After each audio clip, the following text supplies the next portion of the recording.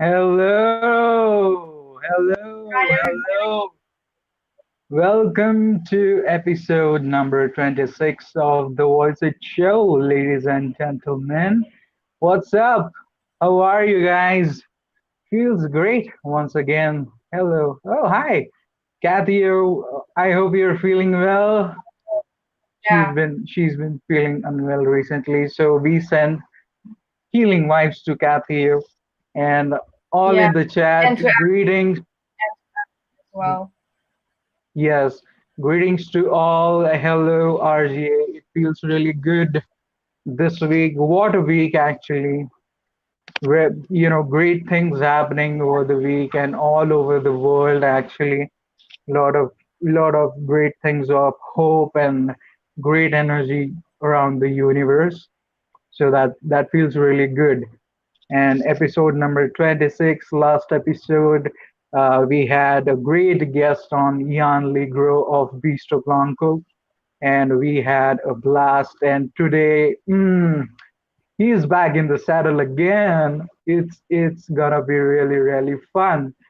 And before that, if you haven't yet subscribed to the Voice It Show channel, please hit the subscribe button, which will be on your right bottom, if I am right. Yes, I'm right. Yeah, somewhere there. And before that, we want to give a huge shout out to our patrons. Go ahead, Punky. Yeah, Shelly O'Neill, Adam Gorak, Chris Vickery, and of course Anders Lindholm. Thank you guys. Yes, thank you. You guys, make us shine. So thanks a lot for being an enormous support for the Voice It Show. And now for the man of the hour, please welcome the CEO, owner of the man himself, Scotty Scotty Hagen. Hey, everybody. Oh, Well, Hiya. How's everybody? hello. great. How are you? I'm Very, doing very good, thanks. good. It feels so good. It's snowing out here. Fantastic. It's Fantastic. I can see out the window between the curtains. I just see white, lots of Mm-hmm. white. Yeah, same here. Snow. Is it snowing No there? snow in India today. Nah, it's always hot. Yeah, always hot. We funnily say that there's only two seasons in India, summer and hot summer. Right, right. Well, in Michigan, we always used to say there's two seasons: winter and construction, because the roads were Oh, always under construction. Oh my god. oh Always. You couldn't man. go. It couldn't get nice out when and travel anywhere without there being construction somewhere, screwing up everything. Mm-hmm. Right? It feels so great. Thank you for joining us again, Scotty. Yeah, We thanks love for having you. me. And last time it was episode number 16. This time it is episode number 26. Cool. Great, great, great series. I think part three will be 36. I don't know. Part 336. We'll just every 10. Every 10. Sixes. We'll Yeah. find something to talk about. Yes, totally. Feels great. It's Yeah. been quite a while since the last time we Mhm. spoke. It seems like, you have done a lot of cool things since then. Thanksgiving and whatnot. We've been following your Instagram and whatnot. Great photos and great stuff Thanks. with Bellyache Records too. I know you Yeah. have a lot to share with us. Shall we Yeah. begin? Well, yeah.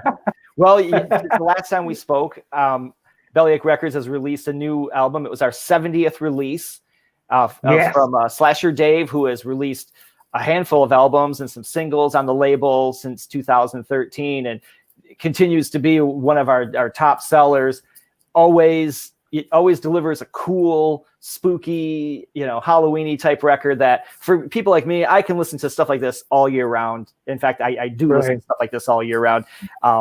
It's I love what Dave does. So whenever we do something together, we always have to make sure that the package, the music, everything kind of has to tie together, and it has to be something that it's fun. I never Right. would. I always tell people I would never sell something that I wouldn't want to buy myself. So I always make sure that I make records that I want to buy. Yes. So like when we Definitely. did it, so this record that we put out this Halloween was called The Horrors of Hell House. And it was Yes. he released a digital EP in 2019. And this is Right. the vinyl edition. So, we created, we did 2 colors of vinyl. We did orange vinyl. It was just like a nice solid orange. Wow. Love And it. then Look at we that. did yellow vinyl as well. Because these colors, they tie into Halloween. But again, it's more important that it actually ties Shine. into the artwork, which is this. And when you look at the Look cover, at that. right, you see the flames Wow. actually form a jack-o'-lantern, which is something that's always associated with Dave. And I completely adore jack-o'-lanterns. So, when I saw the cover art, I saw it small. I saw like a digital file. And then when I got the actual jackets, it took me that long to actually, I was like, oh my God, there's a jack-o'-lantern in the fire. I love it. Right. And so when we put out this record, again, we wanted to make sure that every copy had something special with it. So since it's called The Horrors of Hell House, we included the deed to Hell House, and every Look deed at that. came burnt, Oh man. set on fire, real parchment paper, set on fire by the devil himself, or Really? not, or me. Oh no. One or the other. So, but we didn't stop there either. We also made sure that, if the house is on fire, something starts the fire. So everyone that pre-ordered the record, and continually we ordered enough for people that place orders, everyone gets a pack of official Hell House matches. Wow. Wow. Look at that. I wouldn't recommend starting any house fires with these at all. Or Right. at least don't leave them at the scene of the crime. Or burn the Or deeds. do, I don't know. Or burn the deeds. Yeah. Burn, if you want to burn your deeds some more, then you have the matches to do it. You can. We also had True. Dave sign all the all the pre-order copies. He's got a lot of fans that are so dedicated that by everything that he puts out, they're there for all his regular live streams, and he created albums on Instagram Live. So we made sure that Dave signed all the copies for this one. And and so coming up next, we have another record that's going to be in the works for this spring that he put out. It was another digital record called Night of the Jack-o'-Lantern. And we're going to get that one out this spring, so that way we can still have something fun to put out this Halloween. So, working with Dave, I would be completely satisfied if the label ever just morphed into a straight up Halloween record label. But I like rock too much, so there'll always be rock records in there, of course. Of course. That's really fantastic. And I was thrilled when I saw this image. Yeah. I love it when fans post the images of their records, and sometimes if they don't tag us, I miss them. But I try to repost them because I love looking at cool pictures of things that include stuff that I had my hand in some capacity. I didn't create the artwork, but it's something that I believed in enough to put out there. So seeing when people post their pictures, I love it. Yes, and that's the great thing about Bellyache Records, right? Yeah, look at that. Yeah, that's how the Bellyache Record does thing. It's the best or nothing. Yeah. Well, again, I always want to put something fun in there. When we did, obviously we shared on previous shows, and a lot of people have seen what we did with Ryan Roxy's Imagine Your Reality record, having the one jacket to create 4 different covers, well, actually 5 covers. True. That was something that people loved it, and I want to repress that record because they're gone, and I want to make it just a standard record. So that way, everyone that got one of those limited edition covers will have something really special about to hold on to, and then we'll have to keep working on things for whenever the next record happens. And what can we do with that? Exactly. What can we do on our level that will make this packaging better than the previous one, or just even maybe just different, something fun than the other. Yeah, true. I've always included things with certain records where we did when we put out Tommy Hendrickson's Tommy record, we put a really nice poster in there This copy is one of my personal copies. It's Totally. actually signed by Satchel from Steel Panther, because I don't know if a lot of people Whoa. know this, because Satchel actually plays the guitar solo on the opening track, We Let It Rock. And it was cool because just before I started working for Rock City Music Company, they had Satchel in store doing a guitar clinic and a meet and greet, and I was able to give him some copies of the record. And no way. and yeah, he was pretty happy about that. You know, he was. You know, I don't think he knew that it was out on vinyl. So, but like with that record, we included a cool poster of Tommy, and I always thought this was a sweet image. You know, I always thought, you know, yeah.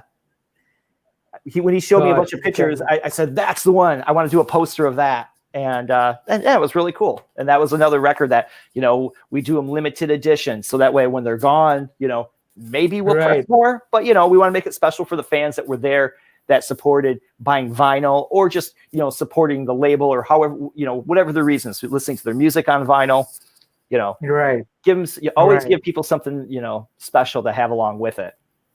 Right. I listened to that album lot of time, actually.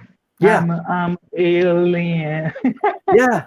Well, when we put out the Roxy 77 Amerisuite album, the day that I took those records up to Ryan, it was up in my hometown, or right adjacent to my hometown up in Michigan, at Bay City, Michigan.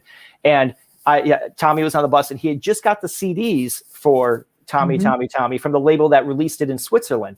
And he handed me a copy and said, "Hey, what would you think about doing this on vinyl?" And I hadn't heard it yet. So I took it home, obviously, and then when I got to listen to it, it just was really different. I really liked it, and I really felt like there was Tommy had a really cool sound going on with this record. It was a lot of some mixed styles, but he brought it all together where it wasn't like jarring to listen to, where it was too different. Like he was, and then when he told me he recorded a lot of it in hotel rooms, the same way he did the follow-up record, Starstruck. It's to me, it's studio quality, and he's so good at what he does that I was like, I love these songs. I got to put this out on vinyl. And we released that about almost a year. I think it was a year later. It came out on vinyl, almost to the day. Right. So that was that was a lot of fun. Really fun. Really fun. What do you think is the most successful record you've put out? Well, up to date, I've sold upwards between 40 and 50,000 LPs, CDs, and tapes. I want to say that probably the biggest record we've done was probably Spook House from Slasher Dave. That was his first record, but that was one that continues to sell. And a lot of his records, we continue to repress those records. The Roxy records, the Voyager 3 records, the Tommy records. I've done records with some other bands too from Detroit that were relatively popular and did touring. Like there's a band called Bars of Gold we did really well with. A Detroit band called The Go, who Jack White, famously from the White Stripes and all his projects, was in that band at one time. He wasn't on the record I put out, but the record we put out was a fairly popular venture, because it was like a collection of demos, alternate tracks, and B-sides from singles, and acoustic takes of songs that were on this record they had released called Howl on the Haunted Beat You Ride. And that record, I really like hearing, it was cool being part of that band's legacy, because they've gone on, they've done a number of their own albums before they, I believe they disbanded. I don't know if they're disbanded or on like a permanent or a semi-permanent hiatus, but that was really cool to be part of. And some of the CD that we released also did really well before vinyl really started taking over again. The comps that we did, the Sweet Sounds of Detroit, which was our first release, are finally gone. We pressed a few thousand copies of that, and the Ghoul's Delight Halloween double CD, which was a huge undertaking for me, was our third or fourth release. That record, or that CD, those are officially gone. Like, I don't have any more to sell, and it's bittersweet, but it's relieving, because it came out in 2007. These things are finally gone, and I look back on it. But I loved doing that project, because we had like 30 some odd bands write and record Halloween songs, and people loved it. That was so much fun, and we had such a great show for that when it happened. And all the bands that played, it was weird. All the bands that played were all trios, which wasn't planned, but it just worked out that way. And everyone wore costumes, because it was 2 nights before Halloween. It was a huge show. Right. But that was a fun album to make, and it's fun getting to work with the artist where you actually can say like, you know, have some type of input with like, hey, this is what I'm looking for. These are the type of songs, and you know, you get stuff when you created, and it's like, yeah, this is awesome. It's so cool. That's a phenomenal success story, actually. That's one that I think at some point, like maybe once we get to, well, that was 13 years ago, maybe when we get to the 20-year, I will finally put it out on vinyl. Yeah. You know, there's a handful of Belly releases that we made it to CD only that I think at some point in time, just to complete the series, they need to be on vinyl. Yeah. It's some capacity. Definitely. True. And while we are at, you know, speaking singles and records, Ryan Roxy's The O Song is now available in all the digital stores for purchase. Yeah. So you can go buy it off the shelf. And also the official music video is available on YouTube to watch. So, you know, it was released on the 1st Jan. So go ahead and watch the video as well, produced by Dave Ruttenberry. And obviously, it's the part of Imagine Your Reality album. So one of the songs from the album. Yeah, it's cool that that video. I thought Dave did a fabulous job on that video. You know, it was cool that after like you know Ryan set out to release every video, release a song, release a single for every song on the record with a lyric video, and I thought we were never going to get this one. And then when I heard Dave was doing a video for it, I'm like, oh, it's going to be great. You know, he did such an amazing job on when they did the Sunday live stream Sunday, when the Devil's the Black Widow video that he put together. It was so awesome. And then the Uh-Oh Song video turned out fantastic. So it was kind of cool that after seeing this whole thing through, and Brian got to see his vision through of doing all these lyric videos. And yeah, that was really cool. I was so happy that it finally happened. Now people can finally hear all of Imagine Your Reality digitally if they did not ever buy the LP or the CD. Mm-hmm. True. Exactly. And the CDs are still out there, as far as I know. I know some. I still see it available online at places from firsthand, not from secondary sellers. Trying to eBay the price or something like that. So you can still get it. And again, if we repress that record, obviously everyone will know because I won't stop talking about it. The original guy is right here. Yeah. And by the way, we have a question from Chris Vickery, who asks, when is Imagine Your Reality 2 coming out, and what color vinyl? Yeah, I don't know, man. That's something we'll probably, when that happens, or whenever a follow-up to Imagine Reality comes out, like I was kind of saying earlier, we'll probably try to do something that pushes the boundaries of what fun we can do with the packaging. But it's I also who knows what type of record it will be.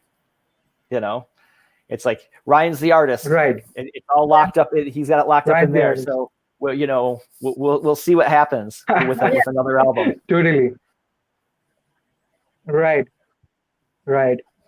And I was, going through Instagram again, and I discovered something that you are enjoying this music recently. What is this band? The Wild Hearts, right? Oh, the Wild Hearts have been one of my favorite bands for years. That band is just so cool. They, I first heard them when I think their first album came out, at least in the United States. It was released here, I believe, in 1993. And they had this song called Earth versus the Wild Hearts. And I suggest anyone, if you like just fun, hard driving rock and roll, borderline metal, but not quite metal, but not quite punk rock, not quite pop music, but it all comes together. That band does it. Like Ginger Wildheart is, to me, that he is just a never ending, fountain of cool music. He's constantly turning out solo albums and Wild Hearts albums, and sometimes projects with other bands. He played with Michael Monroe for an album, and they put out a cool record together. He had a few other bands with like Connie Bloom and some other like European guys that are just fantastic. Wow. But that band, that record is their 30th anniversary LP, and that I was so surprised by it. And not that I expected it to be bad or anything, but like a band like the Wild Hearts does a lot of, there's a lot of like random type live records that come out, like celebrating specific records or just, collections of live songs. And I have all that stuff. And, sometimes like when there's a lot of live records, you're kind of like, oh, cool, it's just another live record. But when I got it, I didn't look at the track listing. I always buy stuff from them sight unseen. And I got it home. I threw it on. And, the first track was the track from the last record they put out. And I'm like, oh, it sounds good. The production's cool. It got into the next song, then the next one. Then I finally, after the first side, I finally looked at the back of the cover because I liked the mystery of not knowing what was coming next. And it blew my mind how awesome of a set list they put together for that record. It was like they picked something from almost every record, and some songs you wouldn't expect them to do. They didn't always put the single on there, but they put like the song that was, like there's always that song that's kind of better than the single, but they don't release it. It was full of a lot of tracks like that. And I was so happy with that record. Like I buy a lot of records, but I don't always post pictures of them. And that was one where I felt like, man, I was in a good mood after listening to it. Like, I want to post a picture of this. This is great. And it was cool. Really enjoyed it. Yeah. This one's called 30 Years Itch, by the way. Yeah, 30-year itch. Yeah. Awesome. We've got a question from Hannah. Where is it? Okay, cool. She asks, I've been exploring lots of music recently. What music have you been listening to lately? Well, apart from Wild Hearts. Apart from New Wild Hearts, I love every now and then I love going back to bands that I've loved in the past that I didn't keep up with over the years, and I go back and rediscover some of the older records that I love, but then start checking out the stuff that I missed out on. And more recently, and I know Hannah will like this, because one band we completely agree on is Def Leppard, and I grew up listening to Def Leppard. I saw them a few times when I was really young, and they were always like one of my favorite hard rock bands that that went from being kind of a heavy metal band into more of a just a melodic hard rock band. And I started going through like all the Def Leppard records that came out in the late 90s and the early 2000s that I had never heard and had been listening to those a lot. But when I'm at Rock City Music Company, like I've got a habit of, okay, I'm going to put on this band's album. I'll put on a group's album, and then I'll start listening to, I'll just play record after record. And no one really seems to complain about it, because if I pick something that, everyone kind of digs, it's like, it's kind of cool. And recently, we went down the bit of the rabbit hole with Humble Pie, who were always a cool 70s rock band. And I was working with one of our newer employees, and whose also the name is Scott, who grew up listening to those bands. So we started at the catalog at the beginning and just kept rolling right through into the 80s stuff. And I was really digging a lot of that. I'd been listening to a lot of Leon Russell, who, another artist later started, I think first album came out in 69 or 70, and then had a lot of records up through the 70s and into the 80s. And I've been playing a lot of that when I'm working, because that's where I'm at all day. So, hearing some of that stuff that I kind of missed out on is, it's always it's fun. And especially, we sell vinyl. So if we want to play the vinyl, we can play the vinyl. But, in the digital age, all those albums are right there at your fingertips. So we can hear the entire catalog in a day. And, and the Leon Russell thing actually spiraled out of, one day we were playing the new Elton John Jewel Box set, which is a pretty ambitious set if you like Elton John. And at some point in time, I heard one song I thought, this sounds like a Leon Russell song. And I forgot that he did an album with Leon Russell. And that's what spun me out listening to all the Leon Russell records. So every morning it was like, we turn on the lights and Leon Russell starts playing again, because it just, was going back in time a little bit on some of that. Yeah. But then, moving forward, another band that I liked a number of years ago that was around that broke up was the group, the Gaslight Anthem, who, if any of you guys have ever listened to or heard of them, that's a band that was around in around 2008, 9, 10, 11. And very much, they kind of sound like a modern take, like a modern younger band doing songs that are reminiscent of Bruce Springsteen's music. And lately, I've kind of been going back, listening to some of their records again. Yeah, cool. Yeah, definitely a cool band to check out if you haven't heard of them. Yeah. True. And when you're at work and someone like this, bumps into, it's really great, right? That's Nick Seslar, the RGA. He's a member of the RGA, and I even heard him. He played a little guitar while he was there, and I got to hear some of his progress. That and it's great. Yeah, it was really cool. It's cool. Getting to meet the people that that we've met online here. We see in the chats. We talk to in the chats. We've seen on screen. I know Ryan's brought Nick on screen, and here he is. Yeah. Hi guys. How's it going, man? Good, Scotty. Kanak Hello, Kavadi. Nick. How's everyone doing? Great. We're How are doing you? good, man. Hello, pleasure. Very good, very good. Yeah. Great to have you on the meeting you, VoiceIt Scotty. Show, Nick. I had a great time up there at Rock City. It was great meeting Scotty. He hooked me up with some gear. Unfortunately, I haven't had a chance yet to try it. I've been tied up with a bunch of other stuff, but planning to a little bit later today. Awesome. No, that's cool, man. Cool. No, I think you'll really like that distortion pedal. Yeah, it was fun. Like I said, we killed about an hour or so there. I didn't play a whole lot of guitar. Hopefully, I didn't embarrass myself too much, but it was fun. Not at all. That's the thing is, no matter at what level any player is at, I get people coming in all the time that don't want to turn up when they want to plug in and try something out because you can tell that they might be embarrassed of their ability because they automatically assume that we're all these amazing players. And don't get me wrong, we've got people in our shop that work there that are amazing players, but there's never any judgment whatsoever. It's like we want to encourage people to play. We want people to, we want to encourage them to stick with it and, check out new gear and new, equipment all the time. And I look at people constantly and I see the look in their eye. They're almost like mortified that they have to start playing a little bit. And it's like, don't worry about it. You're probably a much better guitar player already than I might be. I played guitar, then I switched to bass. Yeah. There's enough bass player jokes out there, so but it's we would never judge anybody on their ability or anything like that. I was just glad that you made it up and came in. Well, like I said, I go up there twice a year to see some doctors anyway. So I figured, hey, I'm retired. I have plenty of time. I definitely wanted to meet. And hopefully you're not the last person from the RGA I get to meet. Right. Yeah. Hopefully this year we get to, see more people out there. Because Nick, you live near Fort Wayne, correct? Right.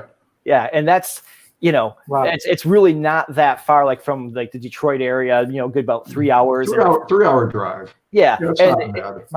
And when you live your life in having played in bands and played, and played in shows and toured, and then also are still passionate enough to go see your favorite artist live anywhere within a 3 to 5 hour vicinity. Right. Driving 3 hours somewhere is whatever. It's no big deal. I kind of told my wife if we got shows this year, I'm going to be hitting a lot of them up. Yeah, absolutely. Totally. And felt great, right? Meeting. Yeah, after definitely. Such a long time, actually. After 2020, especially. Yeah. When I saw Nick walking through the door, really I saw him coming up through the door. I was like, oh man, this is it's like when it's kind of like when you actually meet somebody like that, like a musician that you listen to or an artist, there they are in person. So you see somebody because we've become so accustomed to just seeing people's pictures, or unfortunately, some of us have been able to be on screens like this where we can interact with each other and actually kind of see what they're like, how they move as a human. It's it's cool when the person walks through the door. And it was, I was really happy that you made it up and made it to the shop and got to check things out. Yeah, it was a great shop. Like I said, between the vinyl and CD selection and the music equipment you have in there, fantastic shop.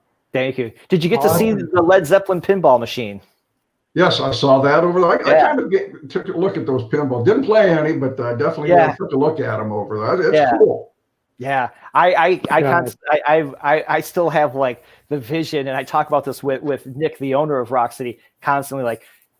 we need to take that corner and just add more games, you know, and just make the Rock City Wow. Arcade as, Yep. you know, as part of the whole thing. And, you know, and you never know, as time goes on and as the business grows, we could see something like that happen. And it would be so much fun too, because there's a lot of cool rock and roll pinball machines. Oh yeah, I mean, I saw that whole True. collection they have at the Rock and Roll Hall of Fame. Yeah. Wow. That, they've got to go. Wow. Yours is well on the way to rival it. Yeah, cool. Yeah. Well, you know, it's like Iron Maiden, Kiss, Led Zeppelin. I mean, I think none of those bands there's no slouch band in there. I think they're pretty good bands, aren't they? Yeah. Oh yeah. No complaints from me. But it's just nice. Like I said, I'm just waiting where we can see each other, where you see more than just this much.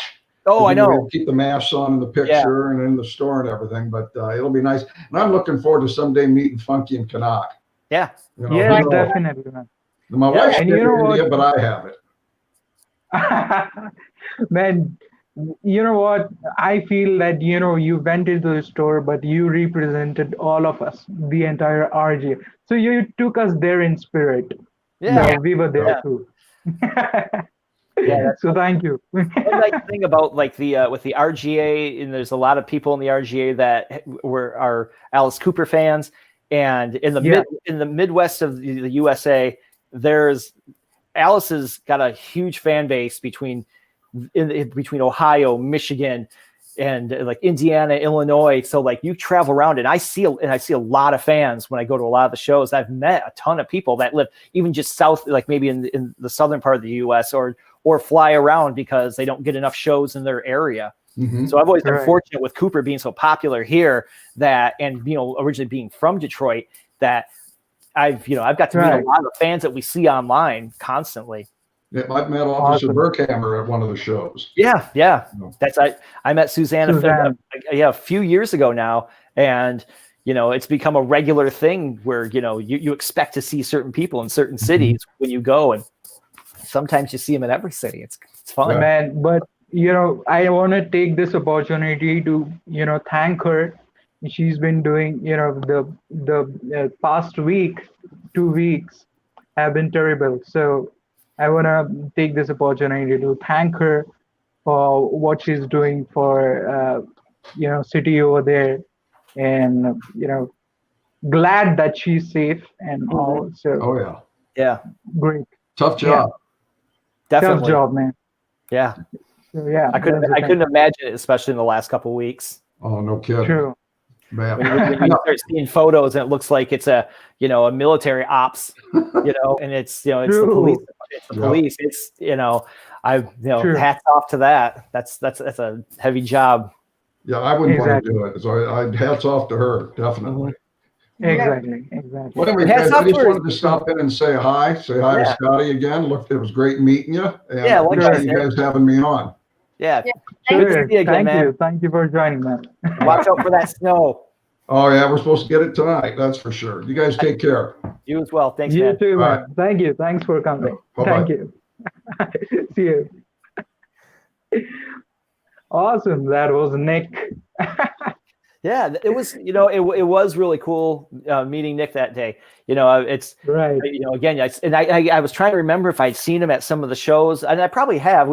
He and I talked about some of the Cooper shows that we had been to, and we definitely had been in the same spot at the same time, but didn't know each other. Mm-hmm. True. You know, it wasn't until I think the live streams were happening this past spring where some of these people, I found out there was a couple of people I know that live in the area that I wasn't aware of, and then have turned up, and I was like, oh, I didn't realize these people live so close to me. That's great. Yeah. True. Great. And speaking of Alice Cooper, you were gonna show something. Yeah, well, you know, in the spirit of Bellyache Records, people always ask me about the packaging, like why do, you know, like when I do all these fun things with the records, you know, whether it's including any type of inserts or trying to do something fun with the package, you have to take it back to what was the gold standard to me of album packaging, and that goes to the Alice Cooper records of the 70s. You know, the early records on Warner Brothers, like After Love It to Death, but like Killer and School's Out and $1 Billion Babies, Muscle Love, all had really cool packaging design. And I'm still I'm surprised at how many people haven't seen the full design of some of these albums, like $1 Billion Babies. This is, you know, here it is. You know, when it came, this is Wow. embossed like a snakeskin wallet, you know. Wow. And so when it opens up, you have, you know, this Whoa. these are like the photos, and these are all perforated. And I never popped these out of their perforation, but you know, there's people used to put, you know, I don't know if they still put photos in wallets anymore. You know, it's like, you know, digital. Everything's digital, but this came with, you know, the $1 billion bill. Wow. True. Man, look at that. So, you know, you got this cool $1 billion bill, and it was things like this that always kept me inspired to, you know, put things like that in the record. Because I see copies for years. I've seen copies of this record. We're missing that $1 billion bill. So, you know, somebody had that hanging up in their wall or in their bedroom or their basement or their garage or wherever, and it never made it back into the record. But, you know, inside the album, they had put like the, you know, the photo of the band on the inner sleeve with the lyrics. So that's a tradition that I always want to keep going. And like we especially pulled all the stops out for Ryan's Imagine Your Reality by doing almost a very similar thing with like making sure the lyrics were in there, making sure that there's a nice glamorous shot and cool photos. So, you know, and like another record of Alice's was From the Inside, which was a record that became one of my favorite records over the years. But, you know, this album opens up from the front and reveals all the characters of the record. And this is something I always wanted to do. I always wanted to do some type of thing that expands, but isn't just another like like an LP fold out. But there's like a little door here that pops open. And of course, I probably look at that, man. And there's a little picture of Alice. Wow. Man. From the inside, pun intended. And in the back, you know, there's the doors to the record, and they're all, you know, well, you usually normally you can see everyone running out, but I put this one in an extra sleeve to protect it. But this again, you know, there's the picture of like, you know, all the inmates running out that you'd see when you open those doors. Man, the picture of Alice and the lyrics and everything. So yeah, you know, that it was that type of fun thing, and that's a $1 billion thing. Yeah. Well, School's Out was another one too, and this is a copy I've had for years. And anyone that knows School's Out, this record, like, you know, it folds open like a school desk. And there's the record wrapped in a pair of pink panties, which was like their big gimmick of the time.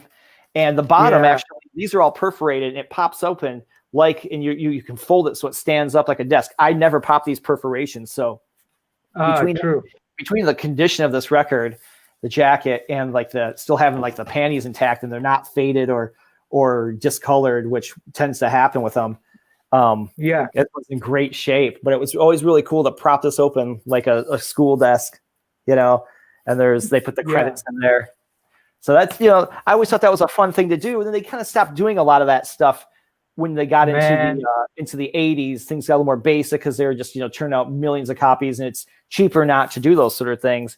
But a few years ago, there was a label out of Italy called Night of the Vinyl Dead, and they did a couple of reissues of some of Alice's records, like Brutal Planet, and I believe they did Dragon Town and Dirty Diamonds.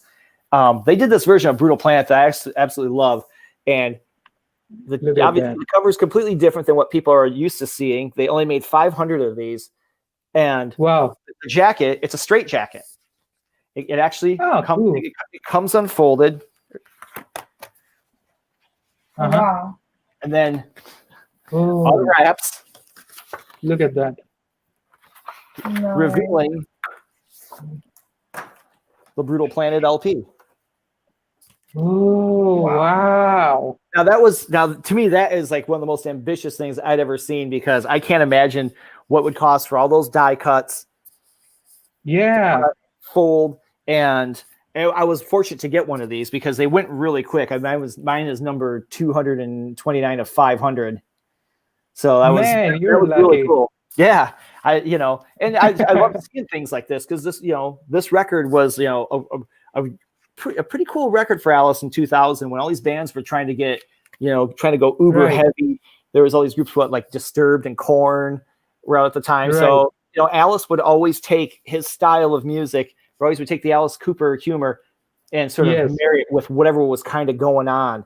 And True. I wasn't a big fan of some of that music that was out that time. I was aware of it. I was cool with the fact that it was hard rock and it was, heavy rock and people were listening to it, but I wasn't a huge fan. And, but when Alice did it, I kind of felt like when he put his spin on it, I found it very palatable. So this was a cool record. And that label, I don't know if they still if they still make records or not, but they did a number of reissues from that time period with that. And I don't know if they got crazy with anyone else's packaging, but that edition was like one of my favorites. I always thought that was so cool to have. And for that would have been that straight jacket idea would have been perfect for From the Inside. And this is like Hogwarts for us. Man, are all these from different years? Yeah, definitely. Well, Brutal Plant was originally released in 2000, but this particular edition, this one they did in 2011. And I remember you would barely hear about any of these things because they would get released. This was an Italian label, and they would announce it, and I swear they would disappear the same day. Like you would go online, and if you missed out on the announcement, they had one version of the record, one of the records that they did.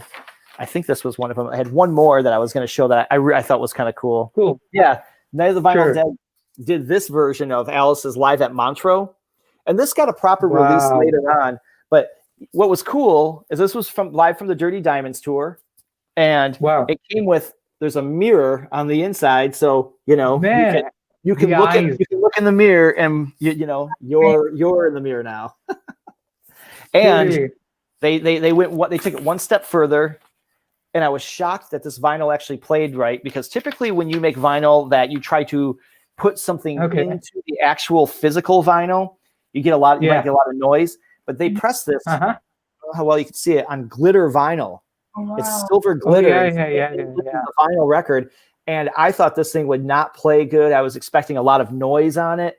And it was the opposite. I was completely shocked that it sounded good. Wow. And this is something I would love to do, but then I would be so nervous that if it didn't turn out right, I'd be so upset that people are not hearing a good version of a record. Because I've been known to send back records to the press, to the people that cut the discs to press the records, to recut them so they sound better. Because I don't want people to have to listen to a noisy record. And some people don't care, I guess. Some people like buying old records that are scratchy and crackle and pop and might even skip that place. Not me. I want it to be good. Yeah, it's got to be solid for whoever's plopping down their hard-earned money to buy my records. So exactly. But again, I'm a huge Cooper fan, but that's just a little bit of it. I always felt like that those particular records, again, just keep me inspired to do something fun with whatever I'm putting out. Yeah, exactly. Just amazing. That is super amazing, actually. Yeah, thank you. Yeah, and oh my God, I'm taking it in actually. I have a question. So there's something go ahead, I'm wondering. So nowadays, people are streaming and buying music online and over platforms such as Spotify. So is it hard for record labels that people don't buy vinyl records as much as before, and is the number of those people dropping?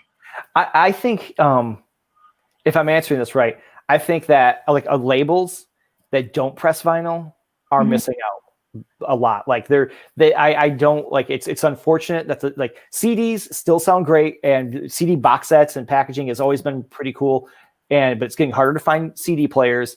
And I feel bad for labels that don't want to press vinyl, maybe because they don't have the know-how or they don't want to spend the money, because it is an expensive process to do. But I feel like that the labels that don't do that are missing out, because between digital and vinyl, I think that you have it all. You have it right there. Right. And I feel like the labels are missing out, and then they're not getting And I feel like when you're doing vinyl too, you're really connecting with the music fans. The people that really want to buy the records are so dedicated. And even if you don't buy vinyl, I don't want to make people feel like if you're not into vinyl, that you're not a real fan or anything like that. But there's something special about the fans that want to have something of everything. There was always those artists that I always had to buy the LP, I had to buy the CD, and then if they did a cassette, and it's okay, I got to have the cassette too, because I'm a fan. I'm a collector. I want everything. And I totally get it when people are just satisfied listening to their digital versions because, you know, that's what they want to do. Yeah. There's something in the touch and feel, right? You feel the connect with it. Oh, you know, definitely. Like, you know, some people might just want to hear the music. I mean, everyone listens to music for different reasons. And I think, you know, some people like myself, and I've got friends that we bond over these things. It's like, we want that artwork. You know, that artwork is as much as a part of that record as the music. And we want to be able to sit and look at that art. Like that's one thing I love about, again, working with guys like Dave. You know, when Slasher Dave did the cover art for his records and for like the Voyager 3 records, we gave something for the fans to stare at, and everyone's like, wow, this is great. You know, and we've sent things back again. We're like, let's try to make this better. Let's make it even more better. You know, it's really got to connect to the music and make the whole package worth it. And then I see so many people like on Instagram and Facebook posting photos of their records because they're proud of like what they have. It's so fun to be able to look at the artwork and listen to the music. True. And what I think, you know, after seeing things like you do and Bellyache Records does, you know, people who don't want to buy a vinyl might actually buy just for a design, you know, like that really looks cool. At least let me have it. You know, they get inspired at least for the design sake, but they'll be like, no, man, I want it. Yeah. It will, so, you know vinyl's totally frameable. So I know a lot of people that will buy the record, they have it signed. They may never play the record. They might leave it in the jacket and frame the whole thing. Or they might buy a wide frame and frame the LP jacket and have the vinyl right next to it. And, you know, it's inspiring. It is, you know, it's you know, I always have the appreciation for people that if they're going to pay for anything that I put out, then I'm happy they have it, you know, unless the sole purpose is to take it and then, you know, resell it on, you know, eBay or Discogs, which I've seen happen. I've had records that we've put out that, you know, we were still in the process of recouping what we had into it. And because of a certain color may have sold out quicker, I've watched people putting them on eBay and getting more money for them. And I'm thinking, oh man, I don't sell them for that much. Gosh. Wow. Black marketers. Right. They're in every like aspect of every genre of collecting that's out there. I mean, whether you're collecting records, you're collecting like vinyl toys or action figures, or you're collecting guitars, there's always somebody looking at something with an angle like, what will I be able to resell this for? Yeah. You know, I gotta make sure I have everything with it pristine, because someday I know I'm just gonna sell it, you know. And then there's the people that buy it, and then I've been to people's houses where I've looked at their records and it's like, that was brand new, and it's like, it looks wasted already, and it's like, well, I love this record, I just play it all the time, and they just manhandle it. They didn't have any idea, they never thought about reselling it. It was just all about playing the record. And I'm just like, that's awesome. That's awesome. Yeah. We've seen over my years of working in record stores, we would see so many used records that, like, especially, I always said this with like a lot of like R&B and soul records, that when it's music that's like danceable, I always feel like, man, this record's seen a lot of parties. It had to have seen a lot of parties. Like if you smell it, you might smell spilled alcohol or certain smokes from certain types of tobacco. Right. It's beaten up. right. It's or they say, I've seen this term thrown around at a lot of used record stores when they put out used LPs. They'll say well loved. Yeah, because it's like, this jacket looks a little beat up. You put the record on, it's a little noisy from the needle going across it too many times, or someone, you know, picking it up and dropping the needle all over the place because they were, you know, they were as wasted as the record is. True. So we got a question from Ashley, who asks, are there any Bellyache releases planned for 2021? There's a couple, there's a couple I'm not like, you know, at liberty to talk about at the moment, but there's definitely, you know, I like I mentioned earlier, I do have, you know, a couple more Slasher Dave releases coming down the pike, and we're trying to plan these very strategically. Whereas we typically will do like a pre-order, and sometimes the pre-order might last a month or two. And we want to try to get these out to people as soon as we have them, like put it out for sale so people don't have to wait. You know, this past holiday season has been such a nightmare for people who do mail order business, because with the pandemic and more people being, you know, ordering online, it was like packages are just sitting because the post office is so overwhelmed. They can't get stuff to people fast enough. And some things have taken like a month to get to where they needed to go. I shipped out a few hundred records on November 28th. And I had a person that messaged me the other day that said, I finally got my record. I was like, what? Like, hey, geez. Yeah, we're talking a month and a half. So we want to try to get it to where, when we release something, like we announce it's coming out on a certain day, then like a week or two later, we have it ready to ship, to go out. So people don't have to wait that 2 months, and they can have the music when they first read about it online and got excited for it. And we always appreciate when people do the pre-order and they have to wait a month and a half for it. Just because, it's, you spend your money, you want your stuff, just like anybody. So, but, we're working towards doing something, more towards that, but for the time being, I have a few other things that I'm kind of like working out with some people, but we'll see what happens. True. Awesome. And there's a lot of cool things that come with pre-ordering, right? Because and you can go check it out all on bellyacherecords.com. So I'm gonna put up the socials in some time. Yeah. Oh, cool. Yeah, we always, with the pre-order, we always try to do something that's limited edition, because we really want, we first of all, we appreciate people willing to part with their money, a month to 2 months before we actually release the vinyl or ship it out. So we always want to make sure that they get something special along the way. And, and again, it's fun to see, like when you get the matches, or, we've done other items, like, where we've given out, something special with the record, or some records, some variances of records. Like if we do multiple colors of a vinyl, there are times that that color will sell out in the pre-order. And then when the record finally comes out, I got people messaging me left and right saying, hey, where's can I still get the purple one? Can I still get the green one? And unfortunately, at that point, they're gone. Man. They're gone. It's lose or lose. I make it a little bit nicer than that, though. Yeah, exactly. Cool. No problem. So this game, you're very happy. You've been binge watching, I guess. Oh yeah, I watch The Mandalorian every week when they would drop a new episode every Friday. I purposely I get up in the morning, get ready for work, go to work. But on Fridays when The Mandalorian was on, I was getting up 2 hours earlier so I could watch the episode before the internet ruined it for me. I didn't want any spoilers, because I follow too many pages and sites that want to give you the hot take on what happened on the episode, and it pops up on your phone. Like you just have to look at your phone. You're like, I didn't want to know that, and I don't like the surprise ruined. And plus, I'm a big Star Wars fan, so I'm always, even when the films would come out, I would go see them the night before they officially would get released, so I could. Well, A, I'm dying to see it. B, I don't want it ruined. So exactly, The Mandalorian, I was up at 5 a.m. to watch those. But that set that Mondo Records put out was very ambitious. It was 8 LPs, and it was the soundtrack to each episode of the first season. And I'm looking forward to the second one, because Ludwig Göransson, the composer that did the music for The Mandalorian, and he's done music for like the film Black Panther and a number of other really cool films.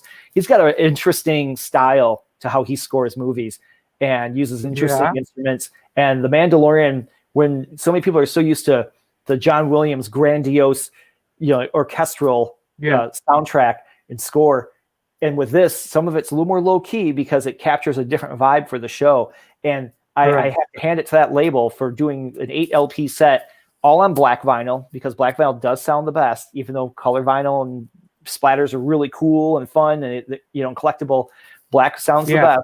And those records are flawless. Like I can't remember the last time I bought something like that where I dropped the needle and I didn't hear any types of crackles or pops. And it happens sometimes when you buy a box set where one record out of like 4 might be like, this one's got a little bit of noise on it. And when you're listening to music that gets really quiet, you want it to be, pristine. Right. And it's hard to do with vinyl because it's not a perfect medium, but if you work it right, and if you do things right, it can be. And that box set, and the artwork for every LP was so cool. Like I didn't show off those pictures, but that artist, I was Each one looked like a mini movie poster without any text on it, which is always one of my favorite artistic styles. When people do a cover art, they don't put any text on it. It just makes a statement, Right. Exactly. That's Picture cool. speaks. Yeah, exactly. Yeah. Cool. And you got 8 LPs in it? There's 8 LPs in that set. And that was one that we waited for a few months. I remember, I think it went on sale in July or August, and it was supposed to be, we were supposed to get it like in November, and then my best friend and I had both ordered it, and we were like, man, when's that Mando set coming? Dying for it. Yeah. Because it's great just to hear that music separated from the show. And even though you can listen to it digitally, it's like it's on your phone, you listen to your car, whatever. It's a whole other experience when it's in your living room, come blasting from your speakers, and True. and you're not in a moving vehicle, making sure you're not getting in a car accident or something like that. You just sit there and just enjoy it. But that set was well worth the wait. And I think they made 5,000 of those, and if I'm not mistaken, it's sold out. Which, I made a set that was that expensive. I'd sold out of them. I'd be a very happy man. Yeah. Man. Wishing the best though. May that happen. May that happen. It gets talked about all the time, like between me and like, a couple friends of mine, like, about licensing music, and putting out something that like, there's so many records, and we talk about Nick and from Rock City and I talk about this all the time about records that like, where is this record? Why isn't it reissued? Like, this should always be available. There's always records that were huge popular albums, and it's like they just did a reissue of it, and then they messed it up. The artwork looks bad, There was one record, Alice in Chains Facelift. That record was a huge record. I remember when they came out, it was very popular for a debut album, and it finally got a reissue on vinyl this past November. And I'm looking at it going, like, they just scanned the cover. And, anyone that knows a little bit about graphic design, it's like, you can't just scan the CD cover and blow it up. It's got to be created to be made that size. And I thought about, they've made couple posters for this album that were huge, that always looked good. Why can't they make the record look good? Speaking of graphic design. Exactly. Man, gosh. You gave him the hook really fast. Really fast. Fraction of a second. Hi, Nick. What's up? I always have that picture. I never delete it. Yeah, it's great. My favorite picture of Rick. Man. What? Man. And you have a buddy, watching buddy with you. Oh, yeah. Grogu. Formerly known as what I found annoying is it really drove me nuts. Yoda. People call him Baby Yoda. It's like, first of all, he's spoiler alert. It's not Yoda. So in the Lucasfilm and Star Wars, they refer to him as the child. And I'm the type of fan where I'm going with what they say. Like, yeah, that's right. But the world redubbed him Baby Yoda. It's cute. Yeah, I get it. But I was so happy when they, in the second season of The Mandalorian, that they announced that his name was Grogu. And I'm like, yes. Grogu, yeah. Make people start using that. Yeah. Yeah. But yeah. Even the name is cute, right? Yeah. Grogu. I that was one of those things, I collect vintage Star Wars stuff, figures. So I have all of them, so I guess I don't really collect them so much.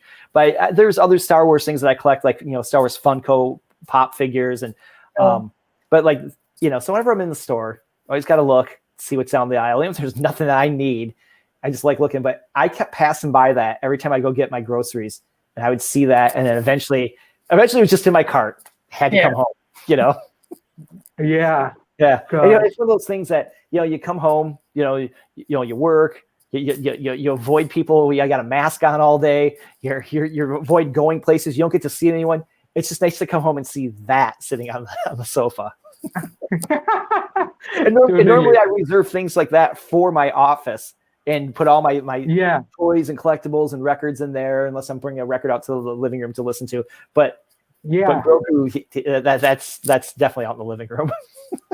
Totally. Man. Funky, you want to ask Kathy's question? Yeah, sure. So Go ahead. Kathy asked, as a candy Aficionado. aficionado, what is your favorite candy or sweets? Okay. Well, for candy, there's to me there's two realms of candy. You have your chocolates, then you just have like your sweets. Yeah. And when it comes to chocolates, I'm actually a bigger peanut butter fan. I prefer peanut butter flavored. I mean, I love chocolate. Hold on. There's a part two to this question, which is about the chocolate. So you might as well answer about Okay. candies So in I'll this answer the one. sweets. Currently, at this point in time, I prefer, and I've always liked, if anyone's familiar with Mike and Ike's and what they are, Uh-huh. I happen to have some sitting right here. Ah! And I've never even Look at tried. I never even tried these ones before. This is the Mike and Ike Mega Mix, Oh wow. and what it is, it's just, they're just chewy candies that are flavored. Oh cool. Wow. And the regular ones are just like they have lemon, orange, cherry, some basic flavors that I really like. But this one, I actually like is the the Mega Mix, and Uh-huh. there's like mango and Wow. pineapple and peach berry and Wow. blueberry. But I like candies like this that are just like easy chewable, with a little bit of flavor. And I'm also a fan of the classic just gummy bears. Obviously.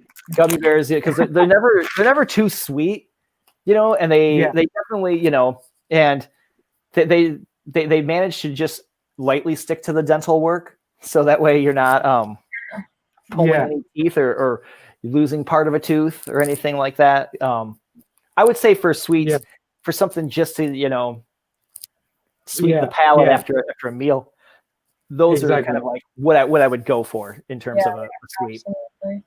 Swedish fish are really good too. If you ever had Swedish fish, they're just like these little. They're shaped like fish. They're red. These chewy candies, and they've got kind of a, I don't know if it's a cherry taste or what flavor it is. It's just they're red, and it's my joke of candy has always been like oh, it tastes purple.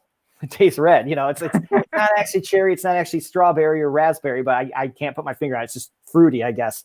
But yeah, I always like some of those type of candies. Those type of candies go well with popcorn. Oh.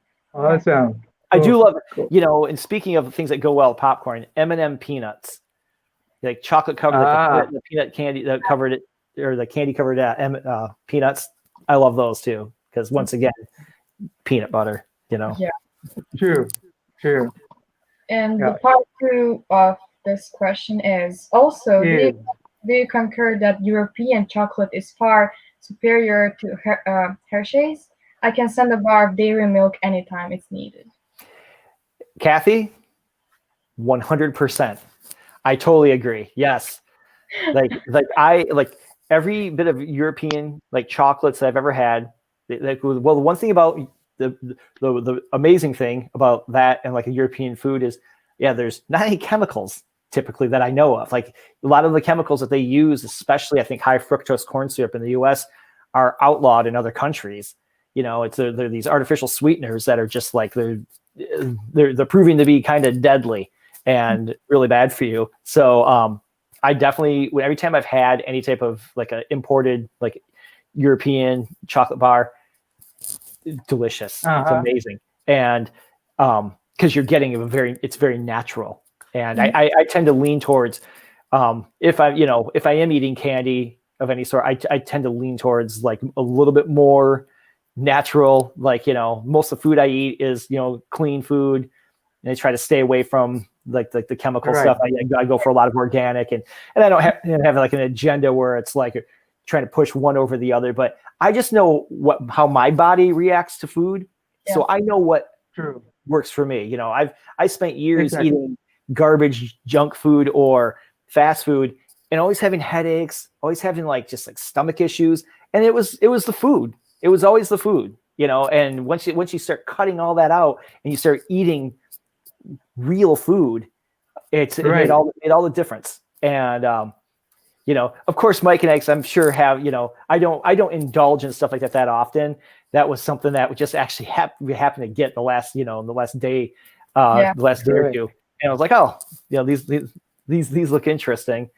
So, but yeah, eating but when healthy it comes to chocolate, like, and to answer the question about like the chocolate and like, like candies, I would go for, like the classic Reese's peanut butter cup is still my favorite if I ever have something like that, because the peanut butter, and it still doesn't totally taste like real peanut butter because I eat a lot of organic peanut butter, but it's pretty good. Yeah. Cool.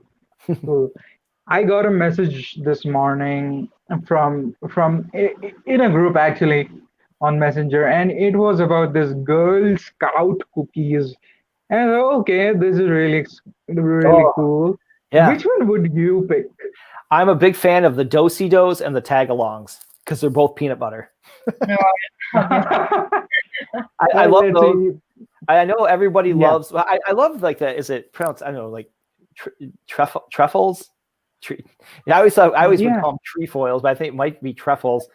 I think that's kind of similar to like a like a oh gosh, what are those called? Like a shortbread cookie. Cool. Those are pretty good. I never had the Toffee-tastic before. Thin Mints are very popular here. It always seems like when the Girl Scouts are selling their cookies, people go for them, and I see it according to that graphic that they're vegan. So they're cool. Toffee-tastic, I guess. And so I'm sorry, I missed something there. Something froze. Toffee-tastic is the only glue.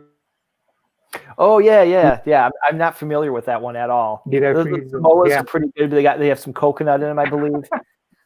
But again, those taglogs, and I swear, those Girl Scouts every year they put less and less in those packages, and they continually get more expensive. Oh, come on! And they always know somebody that has a child that's in Girl Scouts, and so you always hear like, "Oh, hey, you want to buy any Girl Scout cookies?" And you're like, "Oh man, like you shouldn't because they're they're expensive. B, you shouldn't be eating a lot of them, and it's hard not to. You see that list. They always come with this little list of like, okay, I'll get some Do-si-dos and some of these. Oh wait, screw it, just give me the damn Thin Mints too, and get this, and this, and then you got them in your freezer forever." Or actually not forever because they don't last long because they don't put that many in the package. Cool, man.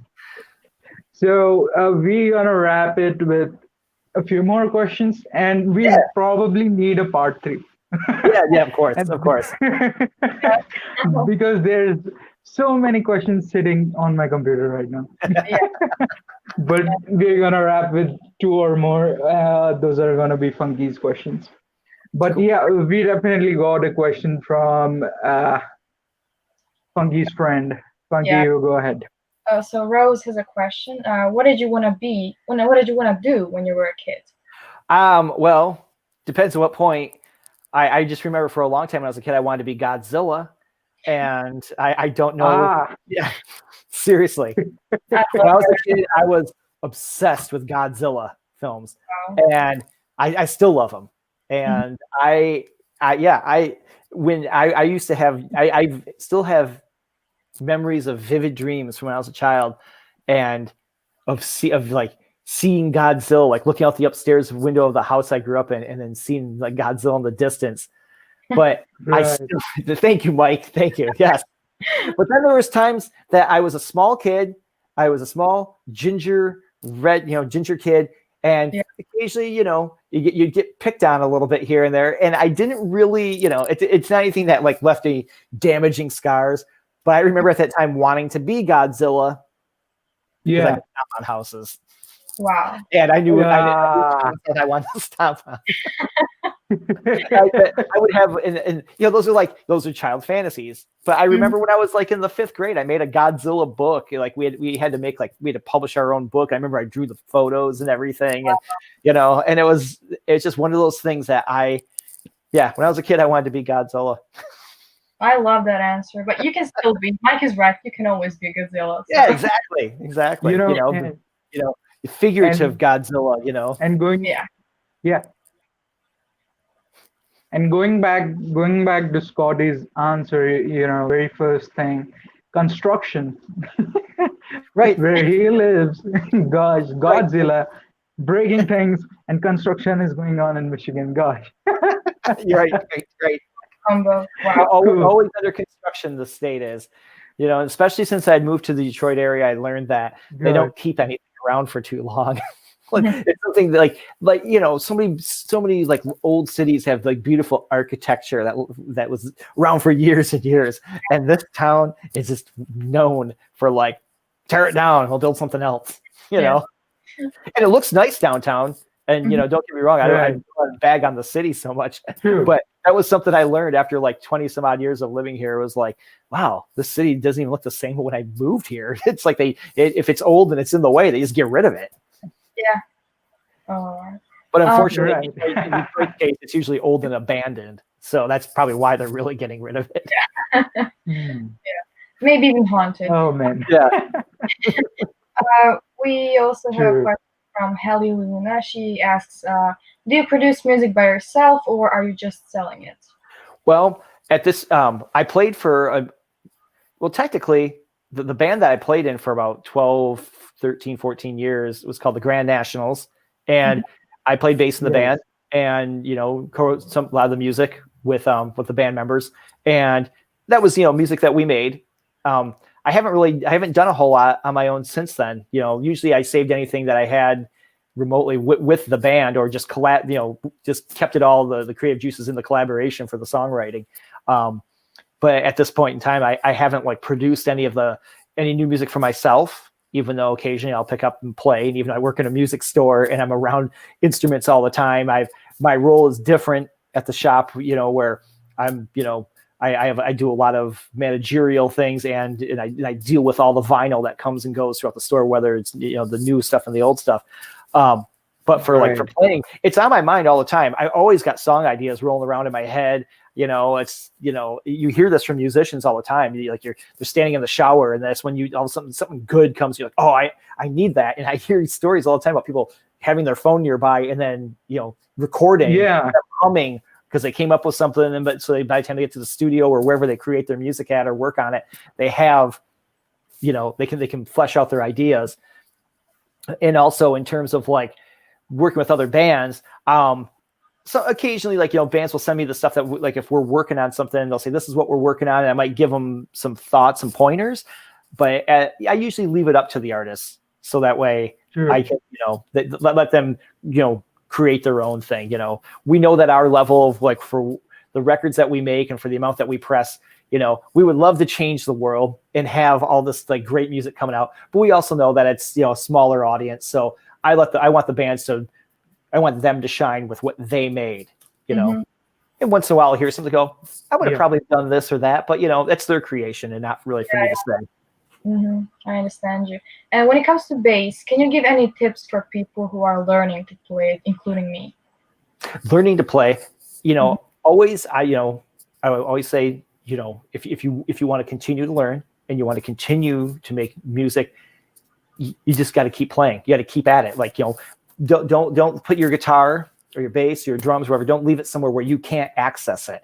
You know, I always, for years, would have a guitar sitting near my couch somewhere where I could always just pick it up and always play. I used to watch TV and just sit there and just noodle all the time.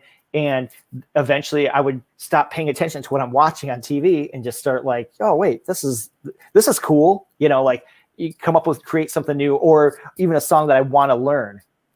So thanks, Nick. Thanks for stopping by. Yeah, thank you.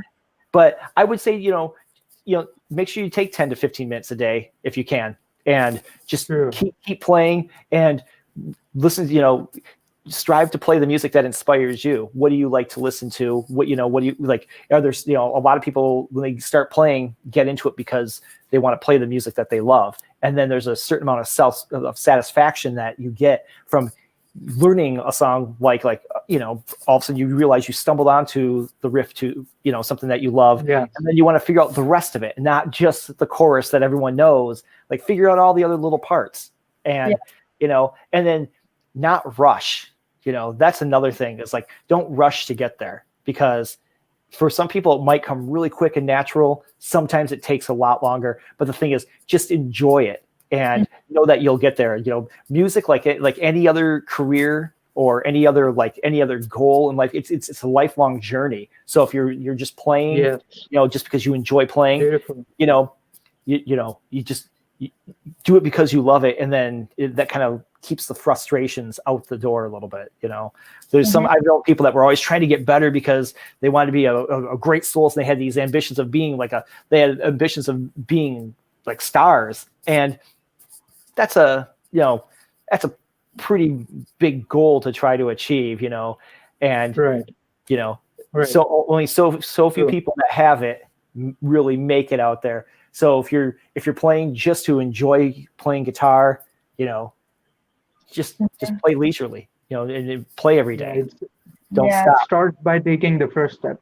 Right. Exactly. And so are you doing the System 12? Who, me? Yes, I am doing. I know you are. Oh, cool. I know you are, but Funky, are you doing the System 12? Yeah, it's if you did sign up for that, Ryan's lessons are amazingly helpful. Like when I watched everything that we're doing with the System 12, I was like, it puts it in very like easy to begin steps, and I can't urge you enough to follow along something like that as well. Sure. True, and I want to give a big shout out one day. So yes. Yeah. Yes, and a big shout out to the entire team: Ryan, Roxy, Vic Chalfont, Robbie Miller, Scotty yourself, and David Rattenberry, and Federica Roba, who is in the chat right now. So, cool. Great team, and she's there. Hi, Pete. So, great team. Yeah, definitely. Bye. Everybody brings something. Everyone brings something. Like those guys really created something special with what they do with System 12, and I was really glad to see so many people pick up on it and really get into it, because there's a lot of guitar players out there that have their type of thing, or they do their type of online lessons, and especially in the time of a pandemic when bands can't tour or anything like that, and there's more time spent at home. And a lot of these guys that make a living out on the road are doing their version of online lessons. It was really cool to see Ryan and Robbie pull together this, like they were the nucleus and everything that like Dave's brought into it. And then the rest of the team all kind of like has their role of what we do in it. And the videos look so good. Like the content that they created for System 12 is, it's perfect. Exactly. I hope more people, check it out. Yes, totally. And they should go to ryanroxy.com/system12. And now it's available on SoundSlice too. Exactly. So you'll find the links in the description. And we'd like to end the part 2 on this note. And before that, tomorrow, that is on Monday, Pink Sock Podcast, Adam Gorak, the Gorak is returning on Pink Sock Podcast. So do watch it, 12 p.m. EST or 9 a.m. Sorry, 12 p.m. EST and 9 a.m. PST. Yeah. And on Tuesday, don't miss this, In the Trenches with Ryan Roxy, featuring Adam Reeder, professor of rock, great guest, more than 300 plus interviews. He's song creator and fab. Yeah. I've watched some of his videos before. I've checked out a few of them where he talks about songs, and he's very knowledgeable. He's very knowledgeable. Yeah, he digs into he's earned the title Professor of Rock. Yeah, exactly. So great guest and great week actually following up. So really cool. And to not forget again, do follow Scotty on his socials. Here is Scotty for you on Twitter, Instagram, Facebook, everywhere. He's at the rate Scotty Hagen, and obviously the website, Yeah. and also the Rock City Music website, which you can find in the description of this video. Yeah, and all And my bio on my personal Instagram, you can link right to Rock City Music Company and to Bellyache Records. So you can definitely check yes, out everything that I have going on with the label and all the cool stuff we've got going on at the shop. And yeah, and hopefully more people, when they're able to travel, will be able to come by and see us there and hang out and have just have a lot of fun. definitely, definitely. And awesome. And wishing you all the best for this year. And Thank you. we'll be seeing you on the part 3, right? Absolutely, absolutely. Thanks everybody for hanging Thank you out in the so chat today, and thanks for hanging out with you guys. It's been a lot of fun. Yeah, thank you for coming. Always. And I'm glad that Yeah, I'm glad Bernie's here too. Bernie's here too. Everything We is are sweet honored written. by his company as well. Yeah. Thank you so much, Scotty, for joining us today. It's been such a pleasure and honor. And it Thank you. always is. You bring such great energy with you. And Thanks, thank you guys. for passing on that to us and our audience as well. And Fantastic. thank you, everyone, for tuning in today and taking out your time for us. Thank you, and we'll see you in the next episode of the VoiceIt Show. Ciao for now. See you, everybody.